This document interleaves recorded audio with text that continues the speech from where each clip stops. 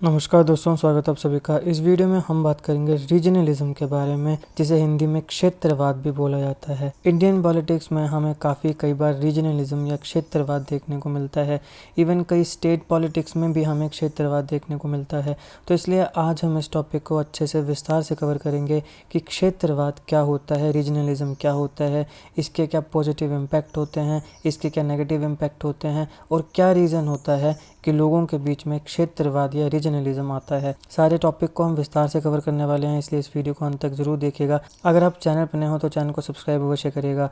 Politics, economy, GK, geography, science, environment, technology की तमाम videos के लिए एक बार हमारी प्लेलिस्ट को चेक करिएगा। आप किसी भी एग्जाम की तैयारी कर रहे हो, हमारी प्लेलिस्ट को कंटेंट की बाकी वीडियोस को देख के आपको काफी हेल्प मिलने वाली है, इसलिए समय निकाल के हमारे चैनल को जरूर चेक करिएगा। चलिए शुरुआत करते हैं। देखिए, रीजनलिज्म होता क्या है। बेसिकली ये एक टर्म है एक ऐसे आइडिया को डिस्क्राइब करने के लिए जहाँ पे एक पर्टिकुलर रीजन में जो भी लोग रहते हैं वो एक कॉमन आइडेंटिटी को शेयर करते हैं। ये एक टर्म है एक ऐसे आइडिया को डिस्क्राइब करने के लिए कि एक पर्टिकुलर रीजन में जितने भी लोग रहते हैं वो एक कॉमन आइडेंटिटी शेयर करते हैं। किसके बेसिस पे? Based on their distinct characteristics. उस पूरे के पूरे रीजन में जो लोग हैं उनका जो एक डिस्टिंक्ट कैरेक्टरिस्टिक्स हैं उसके बेसिस पे वो एक कॉमन आइडेंटिटी को शेयर करते हैं। अब ये कौन कौन से कैरेक्टरिस्टिक्स हो सकते हैं, जैसे कि उनका कल्चर या फिर उनका एक इतिहास है, हिस्ट्री है, फिर उनका एक लैंग्वेज है, भाषा के ऊपर तो भारत में काफ़ी स्टेट्स भी बनी हैं और काफ़ी प्रोटेस्ट भी हुआ है। इवन बांग्लादेश जो एक अलग देश बना पाकिस्तान से, उसका भी कारण क्या था? भाषा थी, लैंग्वेज थी। बांग्लादेश कैसे अलग हुआ था इसको मैंने अच्छे से अलग वीडियो में कवर किया है, उसको जरूर देखिएगा। इसका लिंक मैं आपको डिस्क्रिप्शन बॉक्स में दे दूंगा। यहाँ पे मैंने आपको पूरी हिस्ट्री बताई है कि क्या क्या वो इवेंट्स हुए, क्या क्या रीजन थे जिसके वजह से बांग्लादेश पाकिस्तान से अलग हुआ। तो यहाँ पे कौन कौन से डिस्टिंक्ट कैरेक्टरिस्टिक्स आते हैं? कल्चर है, हिस्ट्री है, लैंग्वेज है और उसके साथ साथ इवन फूड हैबिट्स भी बनती हैं। अब जैसे चाइना के लोग हैं तो चाइना में कई लोग ऐसे हैं जो सांपों को या मगरमच्छों को भी खा जा रहे हैं, लेकिन हम तो यहाँ पे उसको इमेजिन भी नहीं कर सकते हैं। ठीक है, तो यहाँ पे ये भी क्या उनका एक बन गया, कॉमन आइडेंटिटी बन गया फूड हैबिट्स की, भैया हम तो यहाँ पे सांपों मगरमच्छों तक को खा जाते हैं। तो इस प्रकार से रीजनलिज्म बेसिकली एक टर्म है जो एक आइडिया को डिस्क्राइब करती है कि एक पर्टिकुलर रीजन में जो लोग रहते हैं वो कॉमन आइडेंटिटी को शेयर करते हैं। किसके बेसिस पे? डिस्टिंक्ट कैरेक्टरिस्टिक्स के बेसिस पे। वो कल्चर हो सकता है, हिस्ट्री हो सकती है, लैंग्वेज हो सकती है और फूड हैबिट्स हो सकती हैं। अब ये जो डिस्टिंक्ट कैरेक्टरिस्टिक्स होते हैं और ये जो शेयर्ड आइडेंटिटी है, ये एक सेंस ऑफ टुगेदरनेस, एक सेंस ऑफ टुगेदरनेस कि हम सारे एक हैं, ये सारे हमारे अपने हैं, ये सेंस ऑफ टुगेदरनेस को इनहिबिट करती है उस रीजन के लोगों के बीच में कि हम सारे एक हैं, हमारी एक बोली है, हमारे एक फूड हैबिट्स हैं, हमारा एक कल्चर है, हमारी एक हिस्ट्री है। ये क्या कर रहे हैं?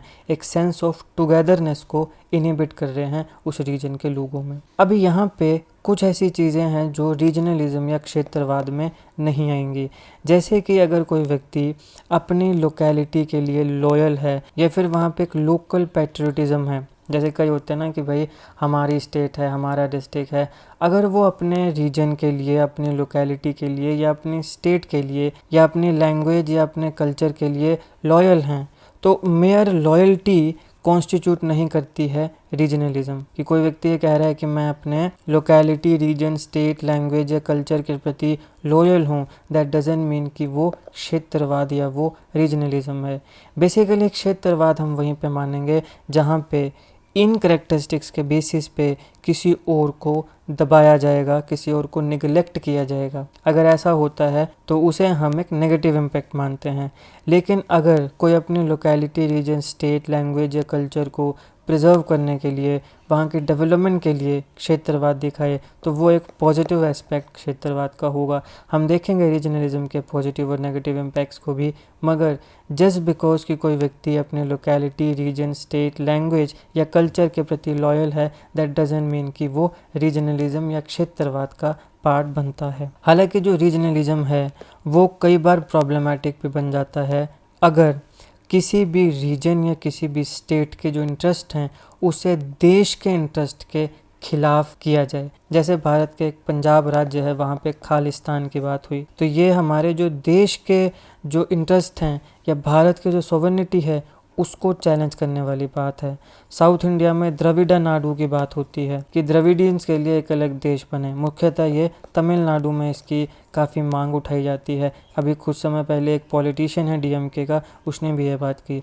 तो ये भी क्या है, ये हमारे भारत की जो सोवर्निटी है उसे चैलेंज करने वाली बात है। तो ये प्रॉब्लमेटिक, ठीक है। या फिर एक रीजन या एक स्टेट के लोग दूसरी रीजन या दूसरे स्टेट के लोगों के प्रति होस्टाइल हो जाएं, मतलब वो शत्रुता, होस्टाइल का मतलब क्या होगा, एक सॉर्ट ऑफ शत्रुता जो है वो रख लें कि स्टेट के लोग ऐसे हैं, इसके वैसे हैं। तो ये भी रीजनलिज्म क्या है, प्रॉब्लमेटिक है। अब भारत के कंटेक्स्ट में अगर हम देखें तो जो रीजनलिज्म है वो काफ़ी बड़ा एक चैलेंज है।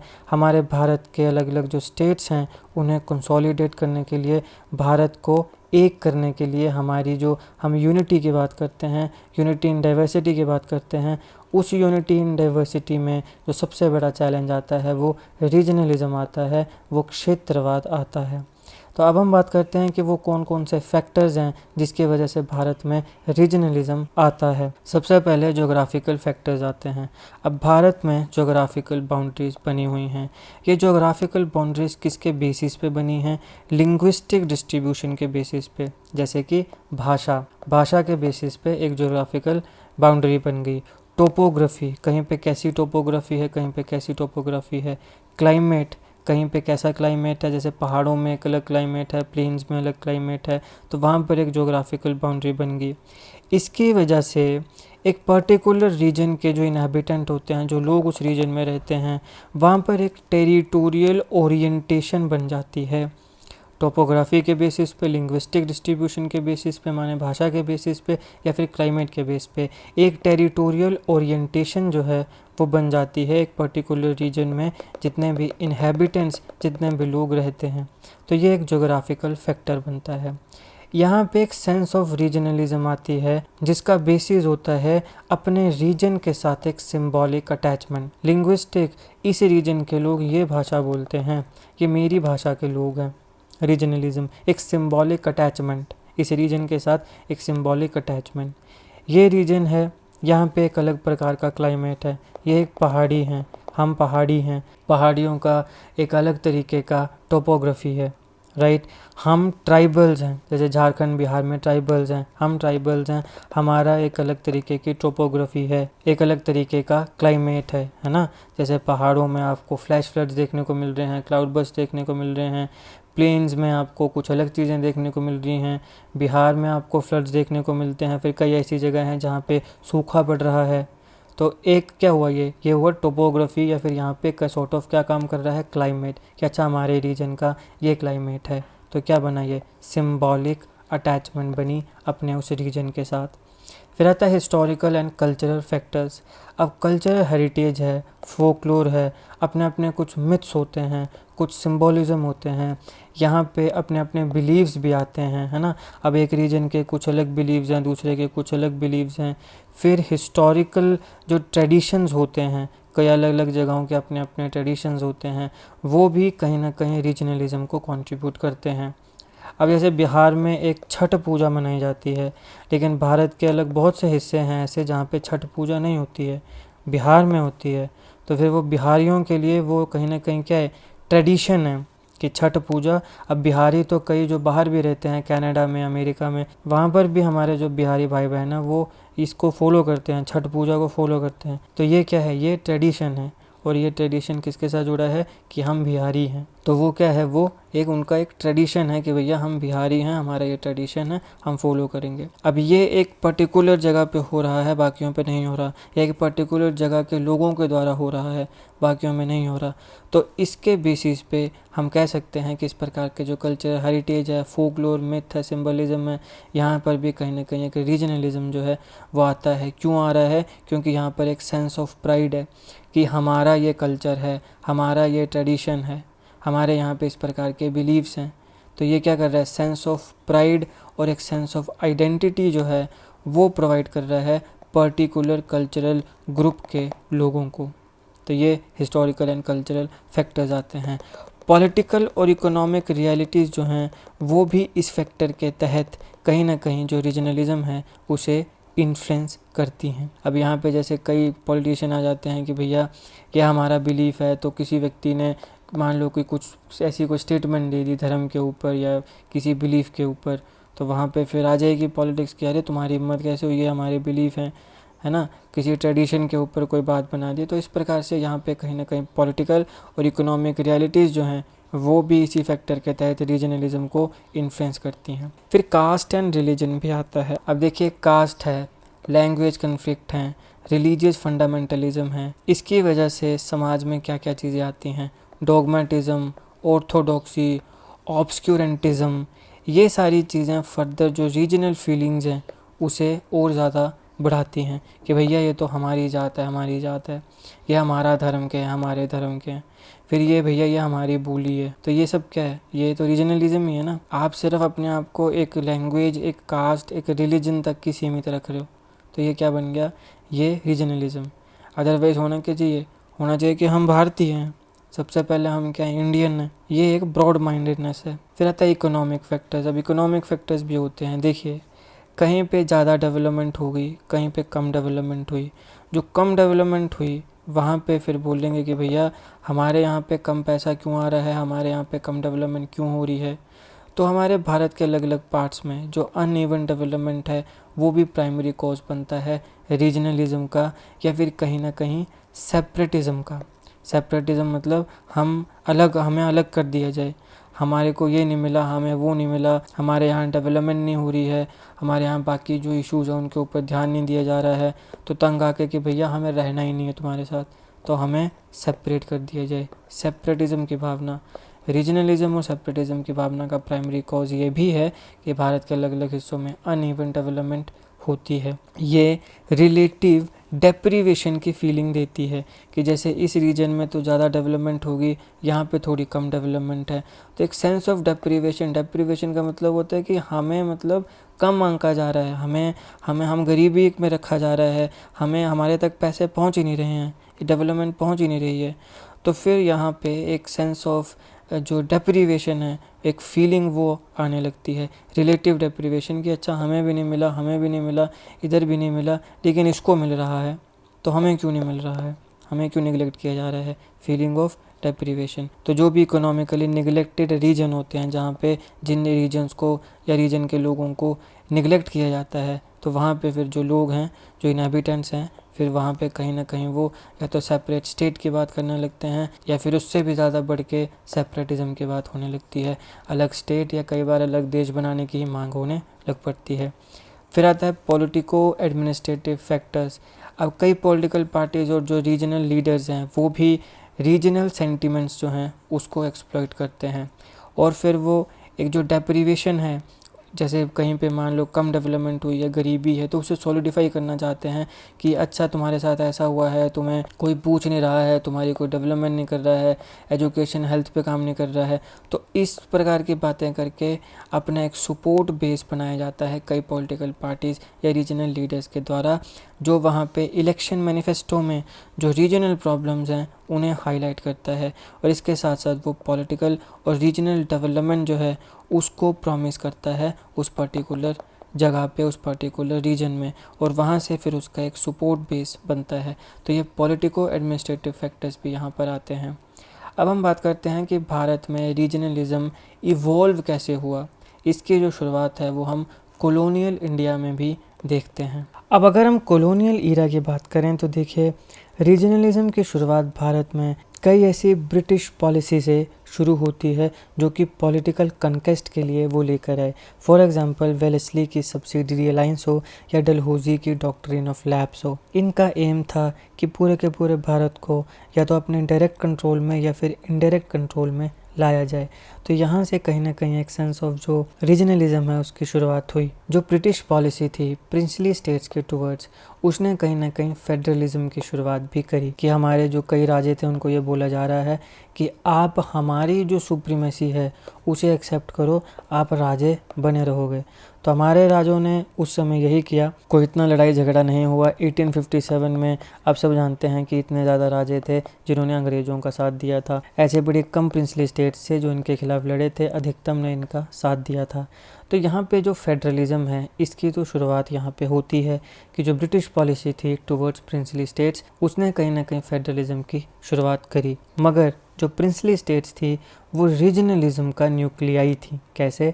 अब जैसे ये एक प्रिंसली स्टेट है, एक ये है, एक ये है, एक ये है, तो इन सारों में अपना एक एक राजा है, इसकी एक बाउंड्री है। तो ये है कि देखो भैया ये हमारा राजा है, ये हमारा रीजन है, इतना ये जो है ये हमारा रीजन है, ये हमारा रीजन है, ये हमारा रीजन है, ये हमारा रीजन है। क्या आ गया रीजनलिज्म। प्रिंसली स्टेट्स जो थी वो क्या था? न्यूक्लियाई था रीजनलिज्म का हमारे भारत में। फिर एक रीजनलिज्म मुग़ल एम्पायर जब डिक्लाइन होने लगा 18th सेंचुरी में, तब भी आया। बेसिकली औरंगज़ेब की मृत्यु जब होती है 1707 में, उसके बाद का जो पीरियड है उसे हम मॉडर्न हिस्ट्री में भी डिक्लाइन ऑफ मुग़ल ईरा इसके नाम से पढ़ते हैं, आप सब जानते हैं। तो मुग़ल एम्पायर का डिक्लाइन शुरू होता है 18th सेंचुरी में, जब 1707 में औरंगज़ेब की मृत्यु हो जाती है, जो काफ़ी क्रूर राजा था। अब यहाँ पे छोटी छोटी सेपरेट पॉलिटिकल यूनिट्स खड़ी होती हैं, जैसे कि जाट्स एंड मराठास। तो यहाँ पे फिर एक सेंस ऑफ रीजनलिज्म आता है कि ये मराठा है, मराठा लैंड है, ये जाट लैंड है। तो इस हिसाब से एक सेंस ऑफ रीजनलिज्म जो है वो आता है, क्योंकि जैसे ही मुग़ल एम्पायर के डिक्लाइन के बाद छोटी छोटी पॉलिटिकल यूनिट्स डेवलप हुई, वहाँ पे एक जो लोकल आइडेंटिटीज़ थी, जो भी रिस्पेक्टिव लोकल आइडेंटिटीज़, मतलब जैसे जाटों की जाट लैंड हो गया, मराठा लैंड, ये जो लोकल आइडेंटिटीज़ थी ये दोबारा रीअसर्ट होने लगती हैं। तो यहाँ पे फिर एक कहीं ना कहीं जो रीजनलिज्म है वो आने लगता है। अब अगर हम नेशनलिस्ट मूवमेंट्स की बात करें, तो जो नेशनल मूवमेंट्स थी हमारे भारत में वो काफ़ी छोटी छोटी सब नेशनल और जो रीजनल आइडेंटिटीज़ की मूवमेंट थी उनका एक एग्रीगेशन था। मतलब छोटी छोटी जो सब नेशनल मूवमेंट्स थी ये सारी इकट्ठा हुई और तब जाके एक नेशनलिस्ट मूवमेंट बनी। जो छोटी छोटी रीजनल आइडेंटिटीज़ थीं, ये रीजनल आइडेंटिटीज़ एग्रीगेट हुई, यानी इकट्ठा हुई, और यहाँ पे सब नेशनल मूवमेंट के साथ ये जुड़ी, और तब फिर जो नेशनल मूवमेंट है वो खड़ी हुई। इंडियन नेशनल कांग्रेस से रिलेटेड सारे इंपॉर्टेंट जीके क्वेश्चंस को मैंने कवर किया है, उसको ज़रूर देखिएगा, लिंक मैं डिस्क्रिप्शन में दे दूँगा। नेशनल मूवमेंट्स का जो प्राइमरी गोल था वो एक नेशनल आइडेंटिटी को बिल्ड करना था पूरे के पूरे जनता में, सारे मासेस में, एक इंडियन आइडेंटिटी, एक सेंस ऑफ इंडियननेस, मतलब अलग अलग रीजन्स में कि अच्छा हम अलग अलग हमारे रीजन तो हैं मगर हमारा एक कॉमन आइडेंटिटी भी है, और वो ये है कि हम भारतीय हैं, हम इंडियन हैं। ये एक सबसे बड़ा एम था नेशनलिस्ट मूवमेंट्स का। तो क्या नेशनलिस्ट मूवमेंट्स इस आइडेंटिटी को बनाने में सक्षम हुई? बिल्कुल हुई। नेशनल मूवमेंट्स जो हमारे भारत में चली वो ये रिफ्लेक्ट करती हैं, वो बताती हैं कि जो रीजनल आइडेंटिटीज़ होती हैं ज़रूरी नहीं है कि वो नेशनल आइडेंटिटीज़ के साथ काउंटर पोज करें, ऐसा नहीं हो सकता, बल्कि ये हैंड इन हैंड चलती हैं। ऐसा नहीं है कि कोई व्यक्ति ये कह रहा है कि भैया मैं तो इस स्टेट का हूँ, तो डैट डजंट मीन कि वो ये नहीं कहे कि मैं भारतीय हूँ। हालांकि धर्म या बाकी कुछ हैं, जैसे मैंने बताया आपको कि द्रविड़ा नाडु के लोग कई ऐसे वहाँ पे कह रहे हैं कि हमें अलग देश चाहिए, नॉर्थ ईस्ट में कई कह रहे हैं अलग देश चाहिए, इसको हम आगे देखेंगे। लेकिन इस प्रकार के लोगों की जो पॉपुलेशन है वो काफ़ी कम है। अधिकतम अगर अपने आप को एक रीजनल आइडेंटिटी के साथ जोड़ते हैं तो वो नेशनल आइडेंटिटी के साथ भी जोड़ते हैं। तो इसलिए ऐसा ज़रूरी नहीं है कि जो रीजनल आइडेंटिटी है वो नेशनल आइडेंटिटी को काउंटर पोज करे, बल्कि ये दोनों आइडेंटिटीज़ हैंड इन हैंड भी चलती हैं, और ये हमारे भारत के जो नेशनल मूवमेंट है उसने बताया है। नेशनल मूवमेंट के समय जो रीजनलिज्म है वो भारत में नेशनलिज्म के साथ को एग्जिस्ट करा है। एक रीजनलिज्म भी है लेकिन वो नेशनलिज्म के साथ भी को एग्जिस्ट करा है। अब इंडिपेंडेंट इंडिया में रीजनलिज्म की बात अगर हम करें तो देखिए, सबसे पहले ब्रिटिश इंडियन अरेंजमेंट थी भारत को बड़े बड़े लार्ज प्रोविंसेस में डिवाइड करने की, जो कि मल्टी इथनिक हुआ करते थे, मल्टीलिंगुअल प्रोविंशियल स्टेट्स हुआ करते थे।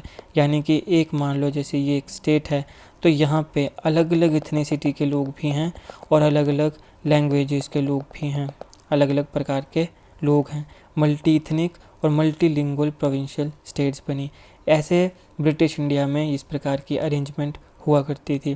जो स्टेट्स बनती थी वो सिर्फ एक ऐसे ही बाउंड्री खींच दी जाती थी और वो अलग स्टेट्स बन जाती थी। मल्टी इथनिक हुआ करती थी, मल्टीलिंगुअल हुआ करती थी। मगर उस समय इन चीज़ों को इतना विरोध नहीं हुआ। क्यों नहीं हुआ? क्योंकि मैंने कहा कि रीजनलिज्म के साथ साथ एक सेंस ऑफ नेशनलिज्म भी था। अब नेशनलिज्म में उस समय ये था कि हम सबका एक कॉमन एनिमी है, और वो क्या है? वो है गोरा, वो है अंग्रेज, ब्रिटिशर। इसको हमने खदेड़ना है। ये खदेड़ दिए गए। 1947 में भारत आज़ाद हो गया।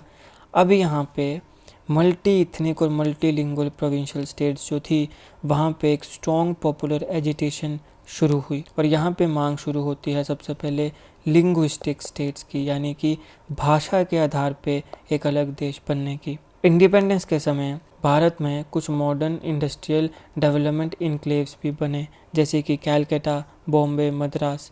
उस समय हमारे भारत का जो टोटल इंडस्ट्रियल कैपिटल था, उसका 60% सिर्फ और सिर्फ इन्हीं 3 जगहों से आ रहा था, कैलकाटा, बॉम्बे और मद्रास।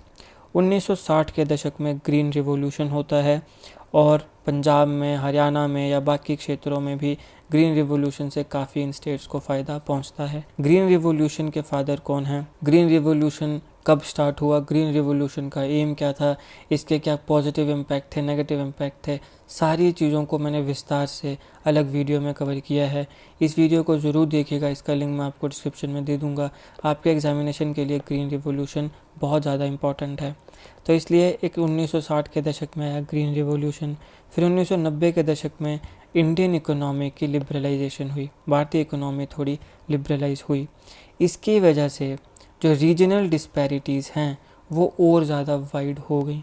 क्योंकि देखो, जब हमने इंडियन इकोनॉमी को लिबरलाइज़ किया, जब हमने ग्रीन रिवॉल्यूशन लाए, या टू दैट एक्सटेंड और भी बड़े रिवॉल्यूशन हैं, वाइट रिवॉल्यूशन है, ब्लू रिवॉल्यूशन है, इन सारे एग्रीकल्चर रिवॉल्यूशंस को मैं ऑलरेडी कवर कर चुका हूँ। सबका लिंक मैं डिस्क्रिप्शन में भी दे दूंगा, या फिर आप मेरी प्लेलिस्ट में जाइए एग्रीकल्चर रिवॉल्यूशन, वहाँ पे आपको सारी वीडियोस मिल जाएंगी। अभी यहाँ पे हुआ क्या? जब गवर्नमेंट इन चीज़ों को लेकर आती है तो वो पूरे भारत को देखती है, वो एक पर्टिकुलर किसी स्टेट को नहीं देखती है। जब इस प्रकार के रिवॉल्यूशन या जैसे इंडियन इकोनॉमी को लिबरलाइज करना है, तो हम ये पूरे इंडिया को एक यूनिट की तरह देखते हैं, क्योंकि वहाँ से फिर जो भी प्रॉस्पेरिटी आएगी वो भारत की प्रॉस्पेरिटी देखी जाएगी। लेकिन भारत में मान लो कि इस रीजन में ग्रीन रिवॉल्यूशन से ज़्यादा फ़ायदा हो गया, मगर इस रीजन में और इस रीजन में नहीं हुआ। तो भारत को तो फ़ायदा हो रहा है, अगर इस रीजन को फ़ायदा हो रहा है तो अल्टीमेटली तो ये भारत का ही हिस्सा है, तो इसका इस रीजन का फ़ायदा मतलब भारत का फ़ायदा, हम तो इसको इस रूप में देखेंगे। मगर ये रीजन्स जहाँ पे इतना फ़ायदा इन लोगों को नहीं हो रहा है, तो यहाँ पे क्या होगा? यहाँ पे रीजनलिज्म आ जाएगा। यहाँ पर होगा कि भैया यहाँ के लोगों के लिए तो तुम ग्रीन रिवॉल्यूशन लेकर आए, हमारे लिए भी तो कोई रिवॉल्यूशन लेकर आओ, हमारे लिए भी कुछ करो। जितना फ़ायदा यहाँ हो रहा है लोगों को, हम भी चाहते हैं हमें भी हो। तो इस प्रकार से ये जो रीजनल डिस्पैरिटीज़ हैं ये और ज़्यादा वाइडन हो गई, और इसकी वजह से रीजनल एस्पिरेशंस भी बढ़ने लगी। एक एरिया को देख रहे हैं कि अच्छा ये बड़ा डेवलप है, तो सवाल उठाया जाएगा ना कि भाई हमारा जो एरिया है वो डेवलप क्यों नहीं है। जैसे इंडियन नेशनल जो मूवमेंट की हमने पहले बात करी, उसका भी यही था। पहले तो जैसे गोरे बोलते थे वैसे भारतीय मान लेते थे कि भाई यही है। फिर धीरे धीरे हमारे जो भारतीय हैं वो विदेशों में जाने लगे, फिर वो अलग अलग देशों में जा रहे हैं, और वो देख रहे हैं कि यार यहाँ के लोगों को तो इंडिपेंडेंस है, यहाँ के लोग अपनी मर्जी से काम कर रहे हैं, पैसा कमा रहे हैं, इनको शिक्षा मिल रही है, इन्हें अच्छी हेल्थ सुविधाएं मिल रही हैं, और सबसे इम्पोर्टेंट चीज़ ये है कि ये आज़ाद हैं, ये आज़ाद रह रहे हैं, इनके ऊपर कोई फॉरेन पावर नहीं है। लेकिन हम लोग भारतीय, हम आज़ाद नहीं हैं। तो यहीं से फिर एक सेंस आती है कि हमारे ऊपर क्यों राज कोई करे, हम खुद राजे बनेंगे, हम खुद राज करेंगे। तो वैसे होता है। तो उसी प्रकार से एक एरिया है जो बड़ा डेवलप है, अब छोटे छोटे एरिया से जब वहाँ पे लोग जाएंगे तो वहाँ पे वो बोलेंगे ना कि भाई हमारा एरिया क्यों नहीं डेवलप है, हमारा एरिया भी डेवलप किया जाना चाहिए। तो यहाँ से फिर एक जो रीजनल एस्पिरेशंस होती हैं वो निकल कर आती हैं। तो जहाँ पर इन चीज़ों की वजह से, ग्रीन रिवॉल्यूशन या लिबरलाइजेशन की वजह से जो रीजनल डिस्पैरिटीज़ वाइडन हुई, इससे रीजनल एस्पिरेशंस जो हैं वो भी बढ़ी, और मोर इक्विटेबल डिस्ट्रीब्यूशन की बात होने लगी रिसोर्सेज की। फिर एक इथनिक रीजनलिज्म भी आता है। ये भारत में लेट 1970s का एक बड़ा सिग्निफिकेंट फिनोमेना है। मुख्यतः हमें ये नॉर्थ ईस्टर्न रीजन में देखने को मिला कि वहाँ पे जितने भी डोमिनेंट और जो छोटे छोटे ट्राइबल ग्रुप्स हैं वो अपने कल्चरल राइट्स या फिर जो आइडेंटिटीज़ हैं उसे असर्ट करने लगे कि हमारा एक कल्चरल राइट है, हमारी अपनी एक आइडेंटिटी है, हमारी अपनी एक अलग इथनिसिटी है। तो इस प्रकार से ये इथनिक रीजनलिज्म जो है ये भी हमें लेट 1970s में देखने को मिला, मुख्यतः नॉर्थ ईस्ट में। अब यहाँ पे कल्चरल असर्टिवनेस और जो रीजनलिज्म है ये काफ़ी क्लोजली लिंक होता है, ये आपने ध्यान में रखना है। जितनी भी रीजनल मूवमेंट्स हुई हैं वो कहीं ना कहीं उनका जो डिज़ायर था वो अपने जो यूनिक कल्चरल आइडेंटिटी है एक रिस्पेक्टिव रीजन की, इस रीजन की एक यूनिक कल्चरल आइडेंटिटी है, हम उसे प्रोटेक्ट करना चाहते हैं और उसको प्रमोट करना चाहते हैं। इसी ही डिज़ायर्स की वजह से ज़्यादातर रीजनल मूवमेंट्स जो हैं वो हुई हैं। और ये जो डिज़ायर है ये कोई ऐसा नहीं है कि भाई नहीं होना चाहिए, ये बिल्कुल सही है, यही तो डाइवर्सिटी है। और हमें अपने भारत की जो डाइवर्सिटी है उसको हमें बनाए रखना है। ऐसा नहीं है कि पूरे भारत में हम बोल रहे हैं कि same culture, same religion, same नहीं भाई, अलग अलग कल्चर, अलग अलग भाषा, बोली, अलग अलग खान पान, कितनी डाइवर्सिटी है भारत में। ज़रा आप ऊपर से लेके नीचे तक अपने दिमाग में इमेजिन करो कितनी ज़्यादा अलग अलग बोलियां हैं, अलग अलग खाने हैं, अलग अलग पूजा पद्धति है और अलग अलग कपड़े भी हैं। ठीक है, जैसे राजस्थान के अलग कपड़े हैं, अब देखिए गुजरातियों के एक अलग प्रकार के कपड़े होते हैं। मतलब वैसे नॉर्मली तो वैसे ही कपड़े पहनते हैं, कल्चरल जो मैं बात कर रहा हूँ कि कल्चर की जब बात आती है तो एक अलग प्रकार के कपड़े होते हैं। अब नॉर्थ ईस्ट में जाओ उनके अलग वेशभूषा है, साउथ में एक अलग वेशभूषा है। साउथ में ज़्यादातर लोग आपको धोती में मिलेंगे, महाराष्ट्र में महिलाएं आपको ज़्यादातर नॉर्मल डेज में भी साड़ी पहनती देखने को मिलेंगी। अब तुम बताओ कि नॉर्थ इंडिया में बाकी हिस्सों में महिलाएं घरों में नॉर्मल डेज में मतलब साड़ी नहीं पहनती हैं, किसी फंक्शन में पहनती हैं।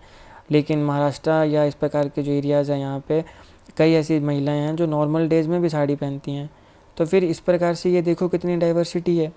तो अगर कहीं पे किसी भी रीजन के इनहैबिटेंट्स को, लोगों को लगता है कि हमें हमारी यूनिक कल्चरल आइडेंटिटी को प्रोटेक्ट करना है तो वो प्रोटेक्शन उन्हें मिलनी चाहिए। और इसका जिक्र हमारे कॉन्स्टिट्यूशन में भी है, तो हम कॉन्स्टिट्यूशनल एस्पेक्ट्स को और लीगल एस्पेक्ट्स को भी आगे देखने वाले हैं। वहाँ पर भी आपको पता चलेगा कि किस प्रकार से भारत में जो यूनिक आइडेंटिटी है, जो यूनिक कल्चर्स हैं, उनको प्रोटेक्ट करने की बात होती है। तो इसलिए यहाँ पे कोई प्रॉब्लम नहीं है। प्रॉब्लम तब आएगी जब आप सेपरेटिज्म की बात करने लगते हो। कई लोग द्रविड़ नाडु की बात करते हैं, कई लोग खालिस्तान की बात करते हैं, कई लोग नॉर्थ ईस्ट में अलग देश बनाने की बात करते हैं। ये जो चीज़ें हैं ये हमारे भारत की सॉवरेनिटी को चैलेंज करने वाली हैं, इसलिए इसको एक्सेप्ट नहीं किया जाएगा।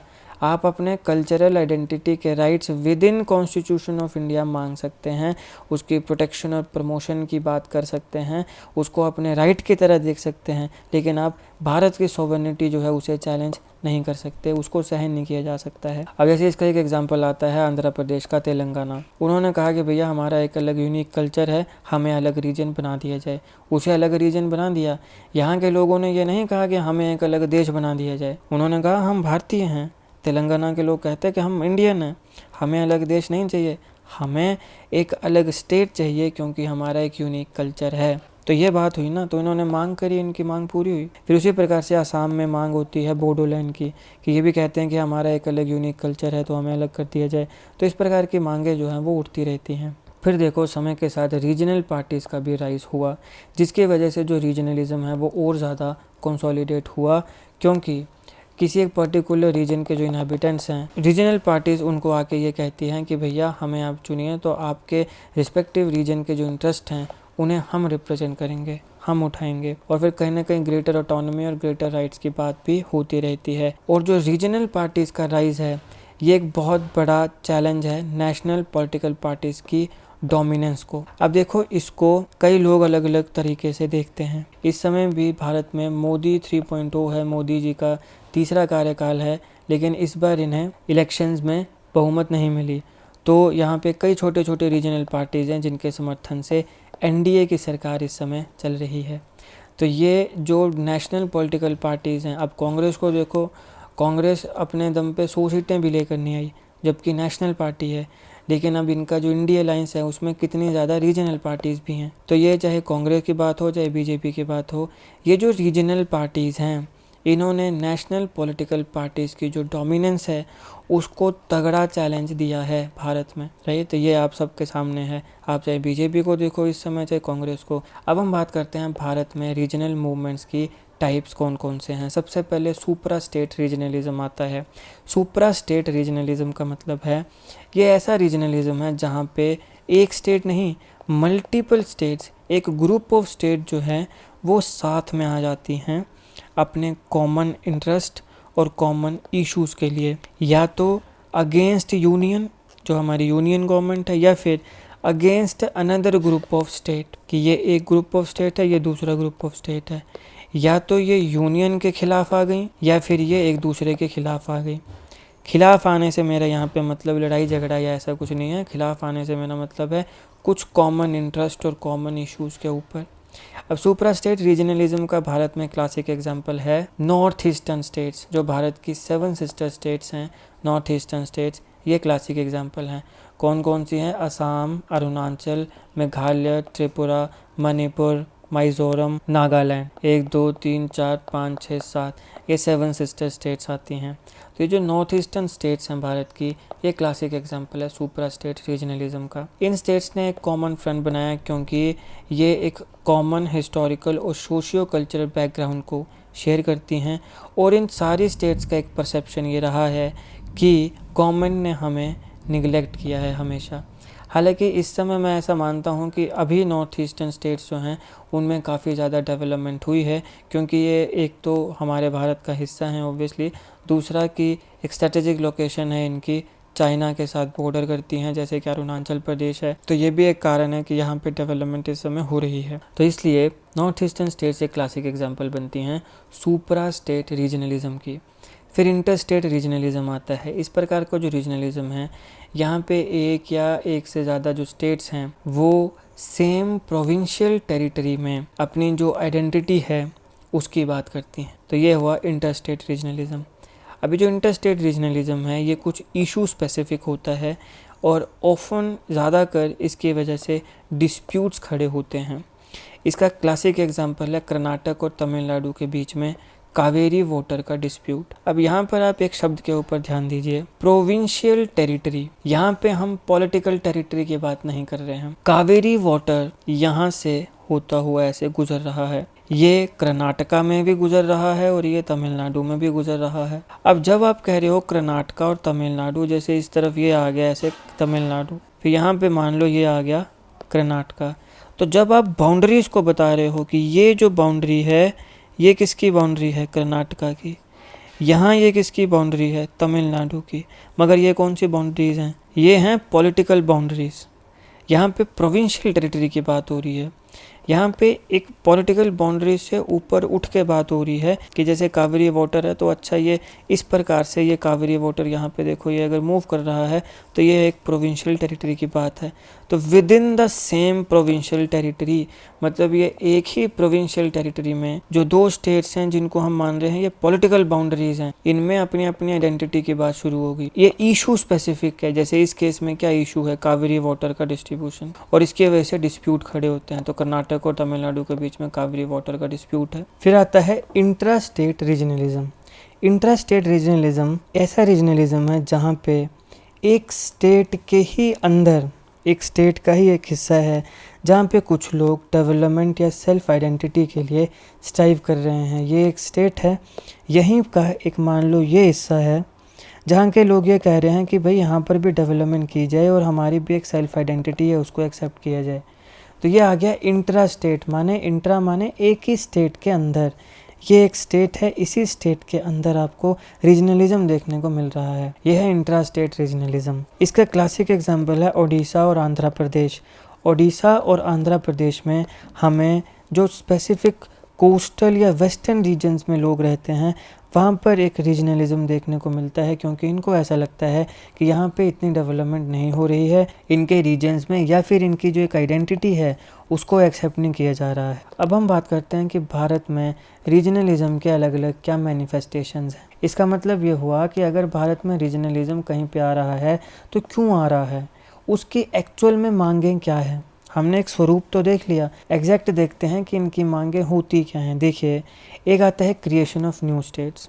ज़्यादातर जो आपके पास रीजनलिज्म भारत में है वहाँ पर एक यही होता है कि हमें एक अलग स्टेट चाहिए। हमारे नेशनल मूवमेंट के समय से ही एक जो एडमिनिस्ट्रेटिव यूनिट्स के लिए लिंग्विस्टिक स्टेट्स का केस है, इसका आइडिया आज़ादी से पहले से है। नेशनल मूवमेंट्स के समय भी जो लिंग्विस्टिक स्टेट्स की बात थी उसका केस था। आज़ादी के बाद लिंग्विस्टिक बेसिस के ऊपर स्टार्टिंग में स्टेट्स नहीं थे, ठीक है, जिसकी वजह से मैंने कहा कि अलग अलग स्टेट्स में एजिटेशन होने लगे। लिंग्विस्टिक बेसिस पे नहीं थे, बड़े बड़े प्रोविंस थे जो मल्टी इथनिक थे, मल्टीलिंगुअल थे। मैंने पहले भी कहा आपको कि इनके बाद जब आज़ाद हुआ हमारा देश तो फिर यहाँ पे एजिटेशंस होने शुरू हुए। तो फिर आंध्र प्रदेश की क्रिएशन होती है 1953 में। जैसे ही लिंग्विस्टिक बेसिस पे आंध्र प्रदेश बनता है, लिंग्विस्टिक बेसिस पे अलग अलग स्टेट्स की क्रिएशन की डिमांड होने शुरू हो जाती है। तो उसी के बाद 3 मेंबर्स वाला एक स्टेट रीऑर्गेनाइजेशन कमीशन बनाया जाता है, जिसके चेयरमैन होते हैं फजल अली। याद रखना, आपने सवाल पूछा जा सकता है, ये काफ़ी इंपॉर्टेंट है। इस कमीशन ने एक्सेप्ट किया कि हम ये जो रीऑर्गेनाइजेशन होगी इसमें लैंग्वेज को एक बेसिस मान लेंगे। पहले नहीं था, लेकिन जब प्रोटेस्ट होने लगा तब यहाँ पे एक्सेप्ट किया गया कि ठीक है, लैंग्वेज को हम इस रीऑर्गेनाइजेशन का एक जो बेसिस है उसको मान लेंगे।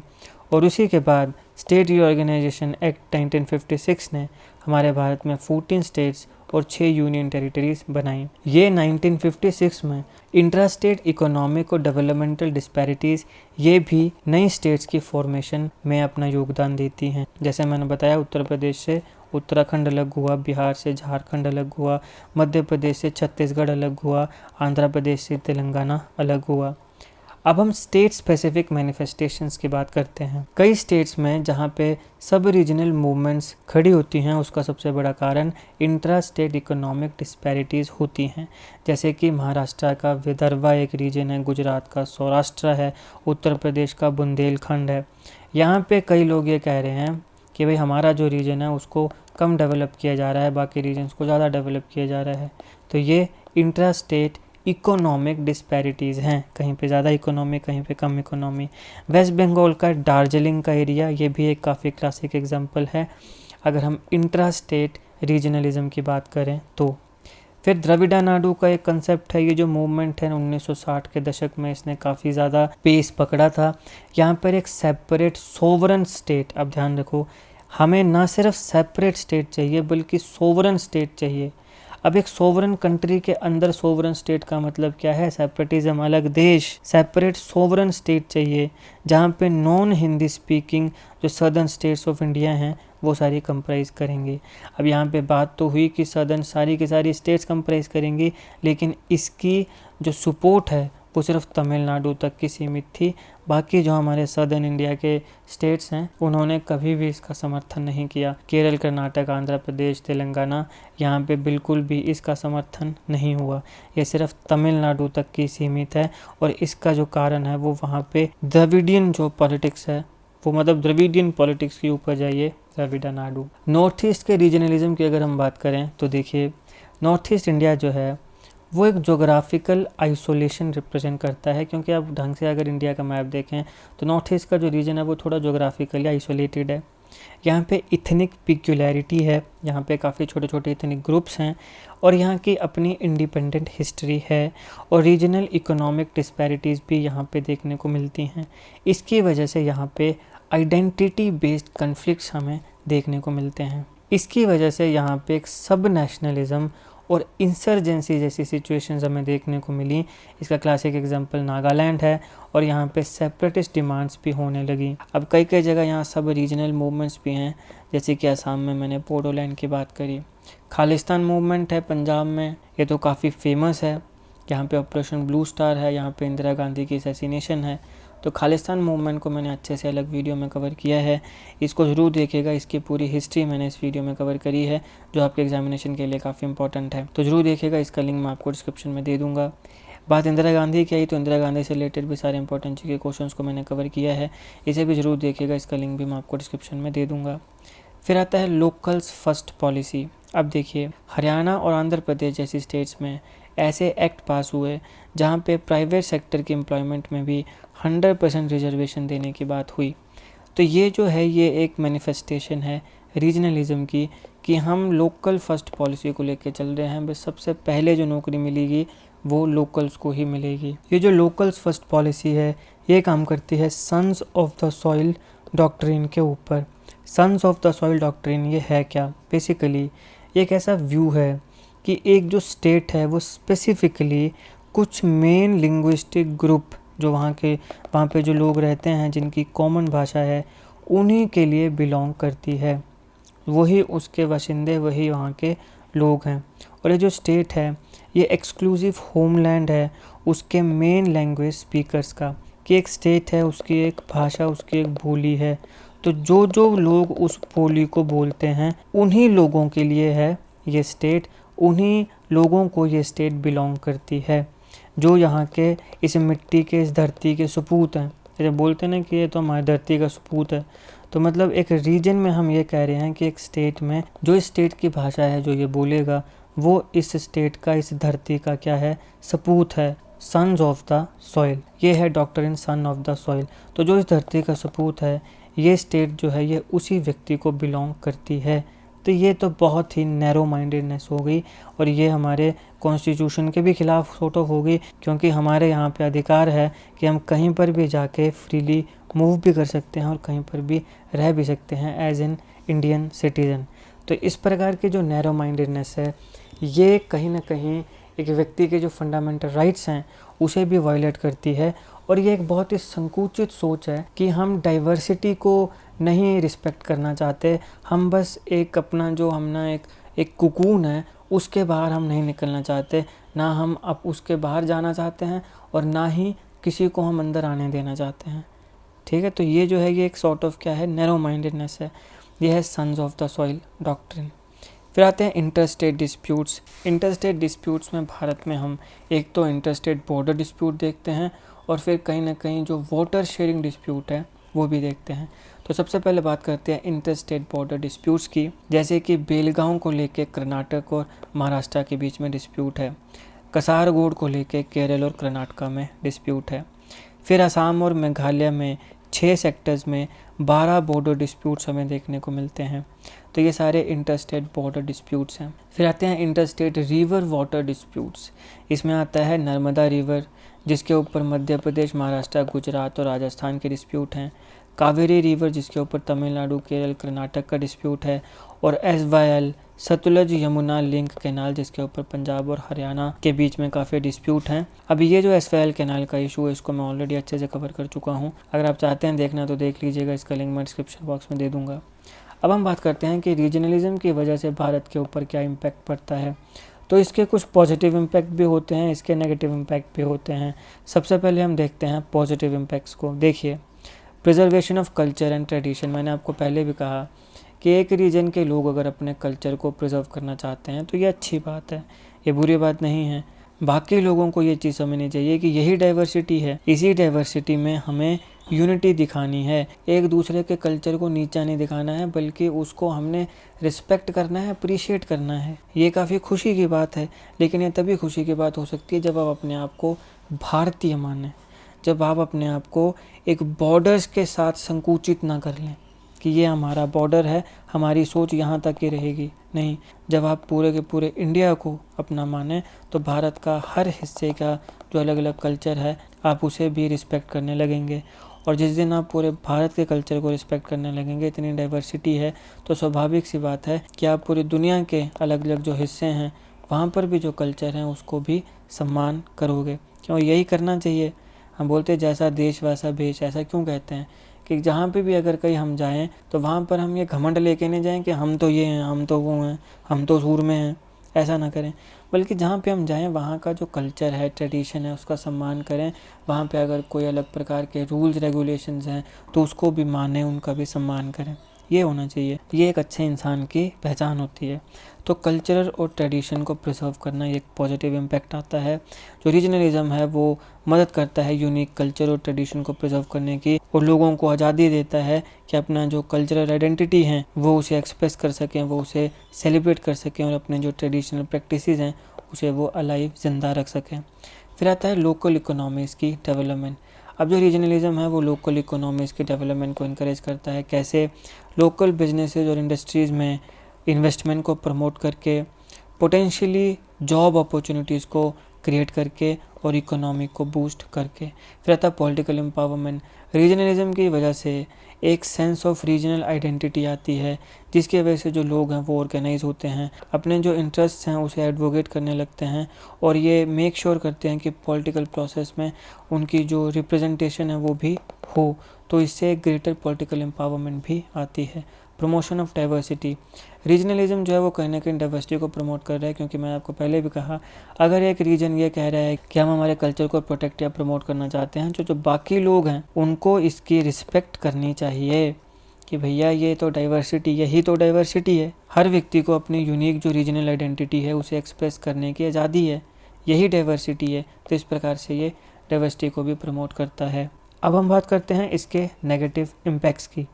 सबसे पहले आते हैं टेंशन्स एंड कन्फ्लिक्ट्स। देखिए, रीजनलिज्म की वजह से अलग अलग रीजन्स में कई टेंशन्स और कई कन्फ्लिक्ट होते हैं। कहीं ना कहीं रीजनलिज्म की वजह से एक कंपटीशन की सेंस आती है, एक मिसट्रस्ट की सेंस आती है, ठीक है, और इवन कई रीजन्स में शत्रुता या हॉस्टिलिटी भी बढ़ जाती है। फिर आता है मार्जिनलाइजेशन ऑफ माइनॉरिटी ग्रुप्स। अब यहाँ मैंने आपको एक एग्जांपल दिया सन्स ऑफ सॉइल डॉक्ट्रिन का। क्या थी कि ये एक रीजन है, हमारी अपनी एक बोली है, तो जो इस बोली को बोल रहा है वो क्या है, वो यहाँ का, इस मिट्टी का, इस धरती का सपूत है। लेकिन अगर कोई बेचारा यहाँ पे मान लो कि कमाने के लिए आया है और वो इस भाषा को नहीं बोल रहा है, तो फिर वो क्योंकि उस भाषा को नहीं बोल पा रहा है, वहाँ पे फिट नहीं हो पा रहा है, तो वो जो व्यक्ति है वो क्या होगा, वो यहाँ पे माइनॉरिटी बन जाएगा, वो इस धरती का सपूत नहीं होगा, नहीं माना जाएगा। तो फिर उसकी मार्जिनलाइजेशन होने लग पड़ेगी, उसे मार्जिनलाइज किया जाना शुरू कर दिया जाएगा। तो कहीं ना कहीं जो रीजनलिज्म है ये माइनॉरिटी ग्रुप्स की मार्जिनलाइजेशन भी करता है विद इन अ रीजन। कुछ ऐसे लोग जो डोमिनेंट ग्रुप के साथ, एक रीजन का जो डोमिनेंट ग्रुप है उसके साथ लैंग्वेज, रिलीजन या कल्चरल प्रैक्टिसेस को शेयर नहीं करते हैं, तो वो यहाँ पे माइनॉरिटी ग्रुप बन जाते हैं और फिर रीजनलिज्म की वजह से उनकी मार्जिनलाइजेशन भी हो सकती है। फिर आता है डिवाइसिव पॉलिटिक्स। कई पॉलिटिकल पार्टीज या लीडर्स जो हैं वो रीजनल आइडेंटिटीज़ को डिवाइसिव पॉलिटिक्स के लिए यूज़ करते हैं, जिसकी वजह से नेशनल लेवल पे कोऑपरेशन और कंसेंसस जो है वो नहीं हो पाता है और उससे अल्टीमेटली भारत की डेवलपमेंट और भारत की जो प्रोग्रेस है ये हिंडर करती है। इफ़ेक्ट्स ऑन नेशनल रिलेशंस, ये काफ़ी इंपॉर्टेंट है। इसमें दो क्लासिक एग्जांपल्स हैं। देखो, रीजनलिज्म जो है वो कई बार इंटरनेशनल डिप्लोमेसी में भी हर्डल क्रिएट कर देता है, जैसे कि जो तमिलनाडु के कंसर्न हैं श्रीलंका के साथ। अब श्रीलंका में कई तमिल ओरिजिन के लोग भी रहते हैं, इनके ऊपर अत्याचार होते हैं, या पहले तो को बहुत ज़्यादा हुए हैं। जब श्रीलंका सिविल वॉर हुआ तो उस समय तमिलनाडु के, अब यहाँ पे श्रीलंका को रिलेटेड काफ़ी कंसर्न है। तमिलनाडु कई बार आवाज़ उठाता है कच्छातीवू आइलैंड की। कच्छातीवू आइलैंड ये भारत का हिस्सा था, इंदिरा गांधी के समय से श्रीलंका को दे दिया गया था। क्या है ये कच्छातीवू आइलैंड, क्या इसकी इम्पोर्टेंस थी, इंदिरा गांधी ने क्यों तमिलनाडु को पूछे बिना ये जो भारत का हिस्सा था ये श्रीलंका को दे दिया था, इसकी क्या सिग्निफिकेंस है, इसको मैंने अच्छे से अलग वीडियो में कवर किया है, इसको ज़रूर देखेगा, इसका लिंक मैं आपको डिस्क्रिप्शन में दे दूंगा। तो यहाँ पे कहीं ना कहीं एक इंटरनेशनल रिलेशंस में इफेक्ट कर रहा है। फिर आता है वेस्ट बंगाल का बांग्लादेश के साथ Teesta river water dispute. Bangladesh के साथ हमारे भारत के तीस्ता रिवर वाटर डिस्प्यूट के साथ एक और है, वो है Ganga water dispute. Teesta river water dispute और गंगा वाटर डिस्प्यूट, इन दोनों को मैं काफ़ी अच्छे से एनिमेशन के माध्यम से अलग वीडियोज़ में कवर कर चुका हूँ। इन दोनों का लिंक भी मैं आपको डिस्क्रिप्शन में दे दूँगा। अब हम बात करते हैं कि भारत में जो रीजनलिज्म के नेगेटिव इम्पैक्ट्स हमने इतने ज़्यादा देखे, उसको ख़त्म करने के लिए, मिनिमाइज़ करने के लिए कौन कौन से मेजर्स अभी तक उठाए गए हैं। सबसे पहले कॉन्स्टिट्यूशनल मेजर्स आते हैं। देखिए, भारत जो है वो एक फेडरलिज्म के ऊपर काम करता है, यानी कि जो रीजनल एस्पिरेशंस हैं उसे भी यहाँ पे अकोमोडेट किया जाता है। फिर हमारे यहाँ पे अलग अलग शेड्यूल्स आते हैं, उसमें से शेड्यूल 5 और शेड्यूल 6 बात करते हैं शेड्यूल एरियाज़ और ट्राइबल एरियाज़ के बारे में। तो यहाँ पर इनकी बात भी है, इनको कुछ अलग से अधिकार भी मिले हैं। तो इस प्रकार से इनके जो भी मांगे हैं या जो भी अपनी कल्चरल आइडेंटिटीज़ या जो भी है उसे भी प्रोटेक्ट और प्रिजर्व करने का काम हो रहा है। फिर यहाँ पे आर्टिकल 371 की बात करें तो वहाँ पे कुछ स्पेशल प्रोविजंस दिए गए हैं कुछ स्टेट्स को, जैसे कि महाराष्ट्र है और गुजरात का विदर्भा या सौराष्ट्र रीजन आता है। आर्टिकल 371 क्लोज ए की बात करें तो वहाँ पे स्पेशल प्रोविजंस है नागालैंड के लिए, ताकि वहाँ की जो ट्राइबल पॉपुलेशन है उसके राइट्स को, अधिकारों को प्रोटेक्ट किया जा सके। 371 क्लॉज भी आती है आसाम के लिए, 371 क्लॉज सी आती है मणिपुर के लिए। ये ध्यान में रखिएगा, सीधा सवाल पूछे जा सकते हैं, काफ़ी इंपॉर्टेंट है। फिर हमारे भारत में इंटर स्टेट काउंसिल्स बनाई गई हैं ताकि अलग अलग स्टेट्स में हार्मनी और कोऑर्डिनेशन को प्रमोट किया जा सके। कुछ लीगल मेजर्स की बात करें तो लिंग्विस्टिक रीऑर्गेनाइजेशन जो थी स्टेट्स की, और स्टेट्स के लिए स्टेट रीऑर्गेनाइजेशन एक्ट 1956 के तहत जोनल काउंसिल्स जो बनी हैं, इस्टेब्लिश हुई हैं, ये काफ़ी इंपॉर्टेंट रोल प्ले करती हैं अलग अलग स्टेट्स को एक साथ लाने के लिए और जो रीजनलिज्म के नेगेटिव इम्पैक्ट हैं उसे कम करने के लिए। कुछ पॉलिसी मेजर्स की बात करें तो नेशनल इंटीग्रेशन काउंसिल ऑफ 1961, जिसका एम है कम्युनलिज्म, कास्टिज्म, रीजनलिज्म, लिंगुइज्म इन सारों के साथ लड़ना। इंडस्ट्रियल पॉलिसी रिजोल्यूशन 1956, जिसका एम है कि इकोनॉमिक इनइक्वालिटीज़ जो हैं उसे मिनिमाइज़ करना। फाइनेंस कमीशन की ग्रांट्स, ये स्टेट स्पेसिफिक ग्रांट्स जो हैं स्टेट्स को वो दी जाती हैं इसलिए ताकि जो इक्विटेबल डेवलपमेंट है उसे इंश्योर किया जा सके। तो ये है दोस्तों रीजनलिज्म, क्षेत्रवाद। हमने देखा रीजनलिज्म का इतिहास क्या है, फिर हमने देखा भारत में रीजनलिज्म का स्वरूप क्या है, भारत में रीजनलिज्म के कारण क्या हैं, मैनिफेस्टेशन क्या हैं, अगर रीजनलिज्म है तो उनकी मांग क्या है, फिर हमने देखा कि पॉजिटिव इम्पैक्ट्स क्या हैं, फिर हमने देखा नेगेटिव इम्पैक्ट्स क्या हैं, और अगर नेगेटिव इम्पैक्ट्स हैं तो उनको मिनिमाइज़ करने के लिए क्या कदम उठाए गए हैं, कॉन्स्टिट्यूशनल रेमेडीज़ क्या हैं, लीगल एस्पेक्ट्स क्या हैं, पॉलिटिकल एस्पेक्ट्स क्या हैं। सारे टॉपिक को विस्तार से कवर किया है मैंने, कोई ऐसी चीज़ नहीं है इससे रिलेटेड जिसको मैंने छोड़ा है। बहुत ज़्यादा मेहनत लगी है, काफ़ी रिसर्च किया है मैंने इस टॉपिक पे, तब जाके आपके लिए ये वीडियो लेकर आया हूँ। यही कारण है कि पहले 1-2 दिन मैंने बाकी वीडियोज़ डाली भी नहीं करंट अफेयर की, क्योंकि मैं इसके ऊपर काम कर रहा था। काफ़ी ज़्यादा समय लगा है, काफ़ी मेहनत लगी है। तो अगर आपको मेरी मेहनत और मेरा जो पढ़ाने का तरीका है और ये जो टॉपिक है ये समझ आया हो, अच्छा लगा हो, तो आप इस वीडियो को लाइक करिएगा, शेयर करिएगा। Politics, economy, GK, geography, science, math, technology के तमाम वीडियोज़ के लिए हमारी प्लेलिस्ट को जरूर चेक करिएगा। आप किसी भी एग्जाम की तैयारी कर रहे हो, हमारी प्लेलिस्ट और करंट अफेयर की बाकी वीडियोज़ को देख के आपको काफ़ी हेल्प मिलने वाली है। इसे समय निकाल के हमारे चैनल को जरूर चेक करिएगा। बाकी मैंने जितने भी टॉपिक्स बताए हैं उन सारों के लिंक्स आपको डिस्क्रिप्शन बॉक्स में मिल जाएंगे। एक बार इस वीडियो के डिस्क्रिप्शन बॉक्स को भी जरूर चेक करिएगा। जीके, करंट अफेयर और जीके टिक्स ऐसी वीडियोज़ के लिए हमारे चैनल को सब्सक्राइब करिएगा, बेल आइकन को जरूर दबा दीजिएगा ताकि किसी वीडियो की नोटिफिकेशन आपसे मिस ना हो। आपका बहुत बहुत धन्यवाद।